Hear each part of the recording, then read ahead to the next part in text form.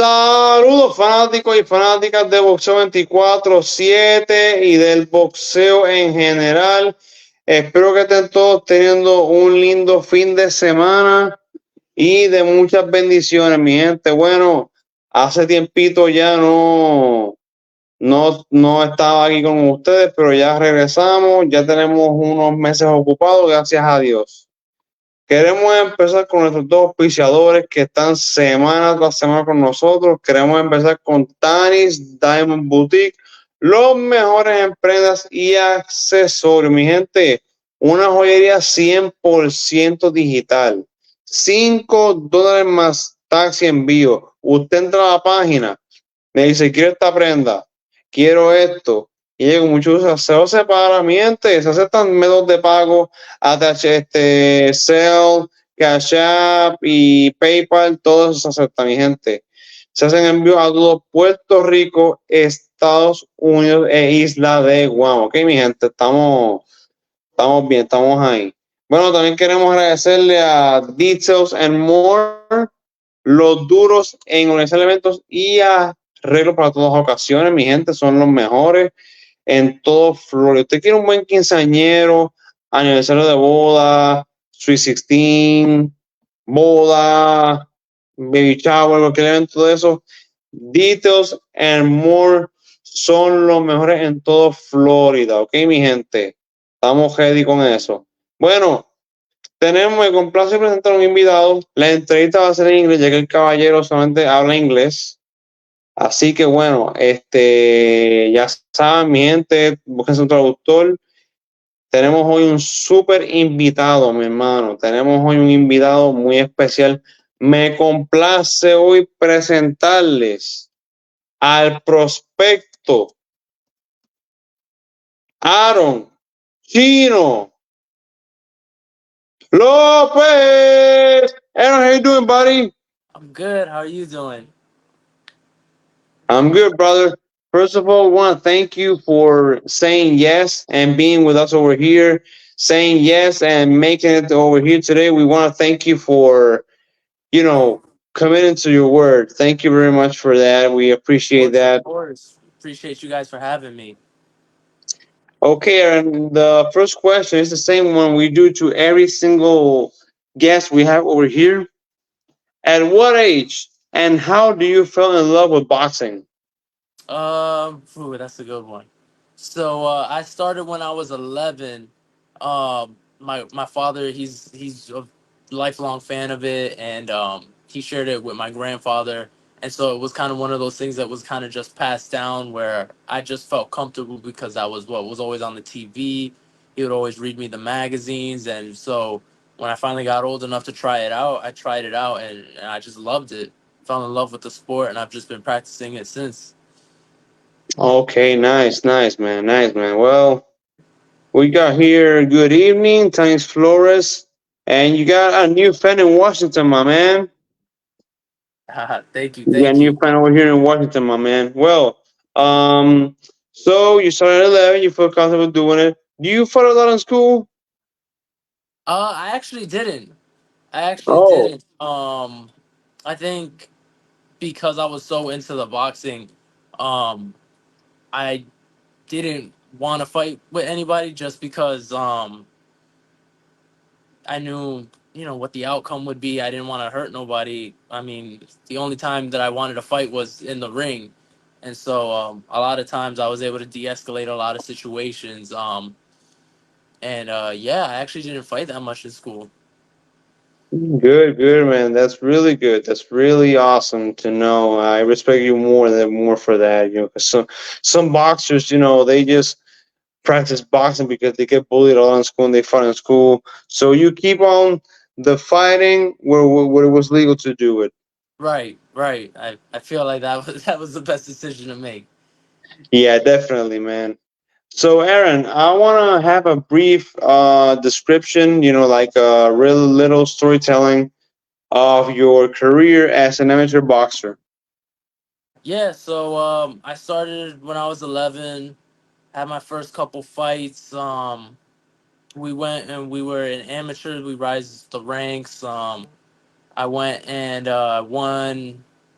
In total, I winded up winning something like 10 state titles, two regionals, four nationals, and that was just over the span of time as I was getting older and older.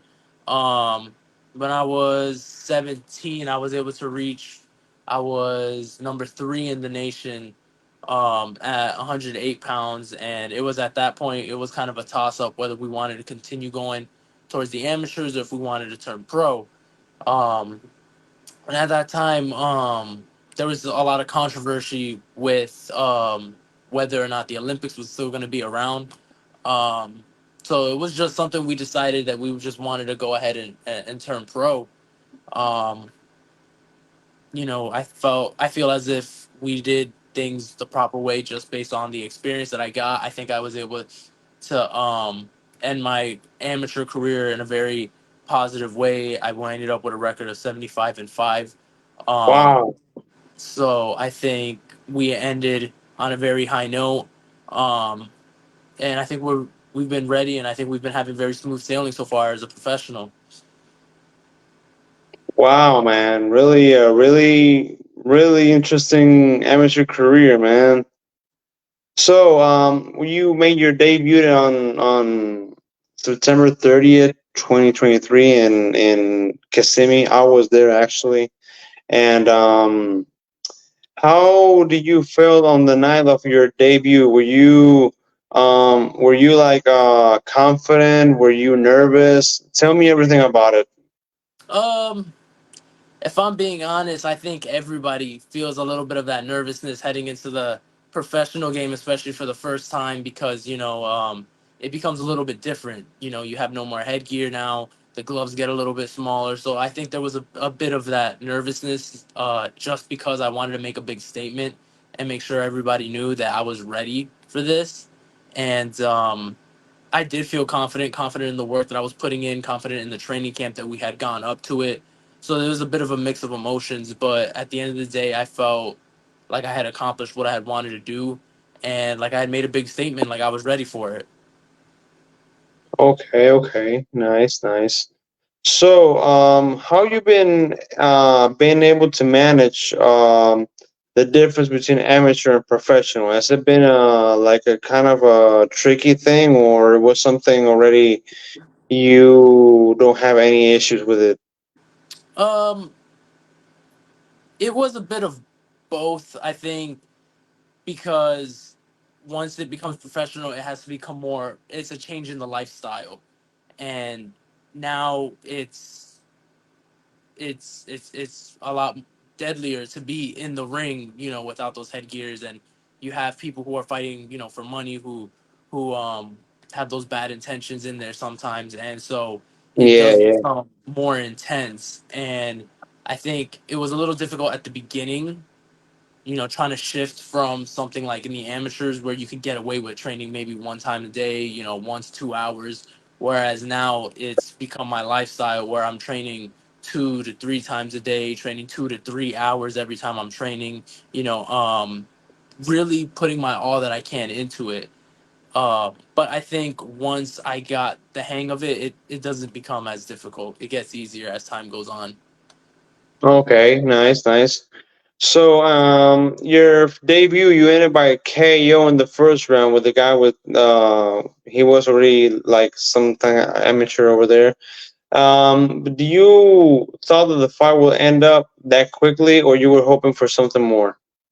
I was honestly hoping for a little bit more. I was proud with what I was able to show and show that I belonged up there on the stage. But at the same time, I think the preparation was so long and the build up was so long that I did want to showcase a little bit more of what I had. But overall, I can't be upset because we came home with the W. So that's all that matters.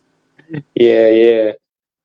So, then your second fight was on December on Tennessee, but let's talk more something about something more interesting. On February 16, you fought a guy that he had way more experience than you, and you went to all 6 rounds. How you prepare yourself for that fight?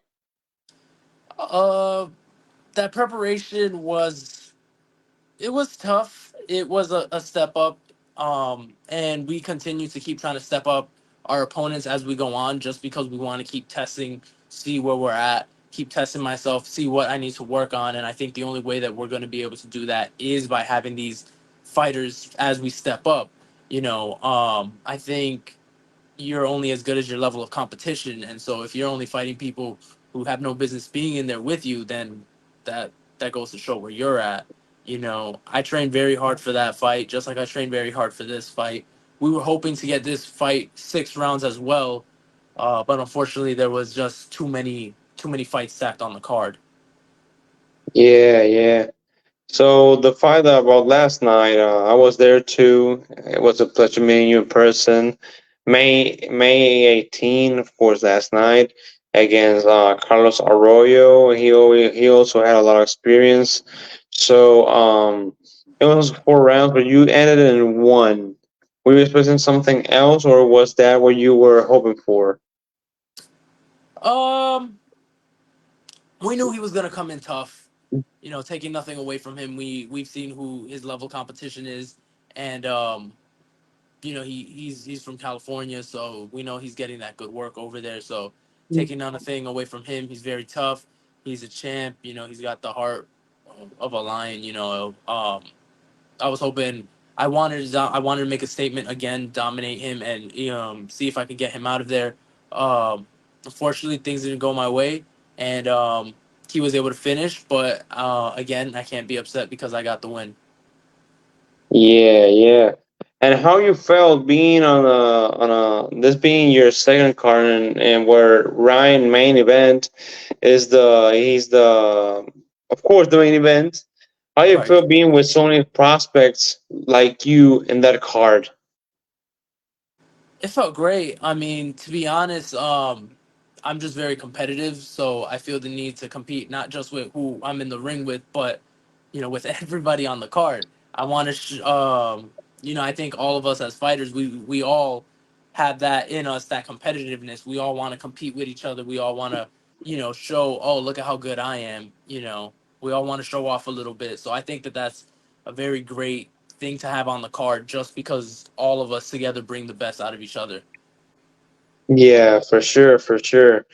So Aaron, I know you just got out of a fight. And you just got out of a ring, and I want to know you want to take some time off. Rest, heal, and all that. But is there something around? Is there something you would like to? Is there like a date or something around, or there's nothing clear for now?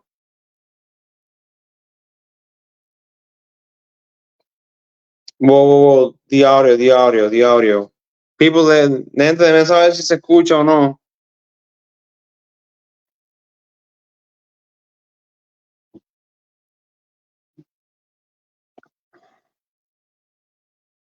Bien, estamos teniendo problemas técnicos aquí. Vamos a ver qué pasa.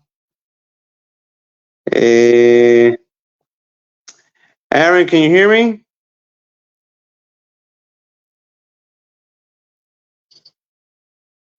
Leave and get in again.